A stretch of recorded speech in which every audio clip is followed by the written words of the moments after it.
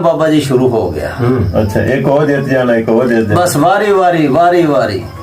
बस फिर एक टाइम ऐसा आया कि ऐदा जेड़ा बंदा बैठा सी ना ताश दा पत्ता ऐ करके वो उत्थे ही बैठा ऐ सौ गया। अच्छा, एक दे हथ च ऐ ताश दा पत्ता उन्हें कढ़िया, ओनू उत्थे नींद आ गई, उनदा हथ उत्थे ही रुक गया। अच्छा, तीसरा जे पत्ता सिट रहा सी ओनू उत्थे नींद आई, उत्थे ही आकड़ गया। यानी कि पहिया जाम करता पहिया जाम। उस तो बाद काम हो गया। एक बंदा जनाब ਐਵੇਂ ਨਾ ਖੁਸ਼ੀ ਦੇ ਮਾਰਿਆ ਤਾੜੀ ਮਾਰਨ ਲੱਗਿਆ ਤੇ ਉੱਥੇ ਹੀ ਰੁਕ ਗਿਆ, ਉੱਥੇ ਹੀ ਜਾਮ ਹੋ ਗਿਆ।